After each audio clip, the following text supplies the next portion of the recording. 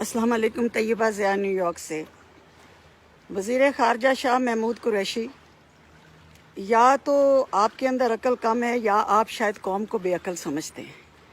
मैंने अभी आपकी एक कहीं पे कोई बयान सुना है वीडियो पे कि आप पता नहीं किससे पूछ रहे हैं, और वही जो आपका एक इंग्लिश और उर्दू का बड़ा एक ड्रामाई अंदाज़ होता है, आप उसमें सवाल पूछ रहे हैं कि हमारे ये जो ओवरसीज़ पाकिस्तानी हैं, इनके साथ जो ज़्यादती हो रही है, इनके मय्यतें पड़ी हुई हैं, इनको फ़्लाइटें नहीं मिल रही, इनको 2-3 गुना ज़्यादा किराया लिया जा रहा है, ये कौन लोग कर रहे हैं?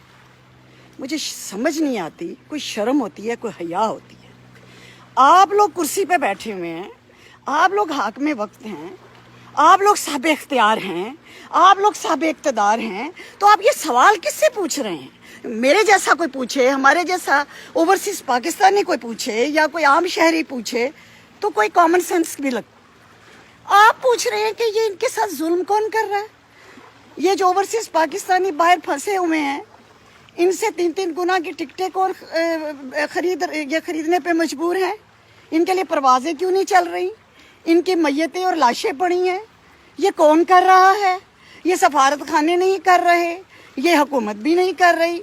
और फिर साथ आप ये भी कह रहे हैं कि जी ये वो लोग हैं ओवरसीज़ पाकिस्तानी जो 10-10 रुपया दे के, 10-10 रियाल, 10-10 डॉलर दे के जिन्होंने पीटीआई बनाई, जिन्होंने हमें सपोर्ट किया, जिनकी वजह से आज हम हुकूमत पे हैं।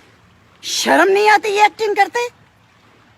मेरे जैसे, मैं एक आम बंदी, हालांकि अपने घर में आराम से बैठ के रोटी खा रही हूँ, लेकिन मैं सारी रात जागती हूँ, मैं सारी रात रोती हूँ कि मुझे इतना दुख होता है ये सोच के कि वो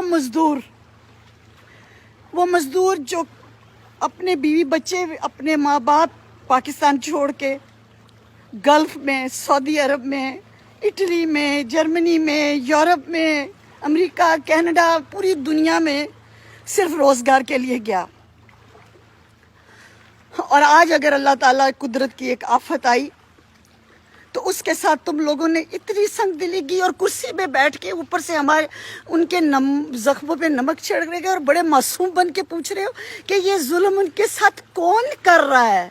तुम कर रहे हो। शाह महमूद कुरैशी, तुम वज़ीर ख़ारजा होते हुए ये सवाल पूछ रहे हो?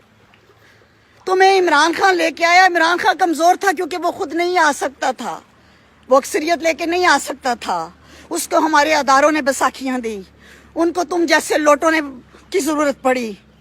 और फिर तुम्हें पता है कि चंदे की क्या वैल्यू होती है। तुम आज कह रहे हो कि ये चंदा जो ओवरसीज़ हमें देते रहे उनकी वजह से तुम्हें चंदे की वैल्यू पता है, क्योंकि तुम औकाफ खाते हो, तुम चंदे खाते हो मज़ारों के, दरगाहों के, पीरी फ़कीरी के नाम पे। तुम मासूम शहरियों से चंदे लेते हो, और उस चंदों पे तो टैक्स भी कोई नहीं होता, उस चंदे पे तो नैब भी नहीं पकड़ सकती, क्योंकि वो अकीदतमंद ब्रेन वाश तबका देता है। और जिन चंदों से फिर तुम लोग इलेक्शन लड़ते हो और कुर्सियों पे आते हो, और कुर्सियों पे एक बार नहीं कई बार आते हो, और हर हुकूमत के साथ लोटा बन के आते हो। और आज सवाल ये पूछ रहे हो ओवरसीज़ पाकिस्तानियों के बारे में कि वो जो फंसे हुए हैं, जो अपने वतन वापस नहीं आ पा रहे, जिनके लिए परवाज़ें जारी नहीं की जा रही। एक इंडिया ले गया बहरी जहाज़, इंडिया बहरी जहाज़ों पे उनको आधी टिकटों पे लेके जा रहा है, परवाज़ों पे पूरी दुनिया अपने शहरियों को निकाल रही है। वाहिद पाकिस्तान वो बदनसीब मुल्क है मेरे कायदे आज़म का, जिसमें तुम जैसे लोग धोखेबाज और गद्दार बैठे हुए हैं,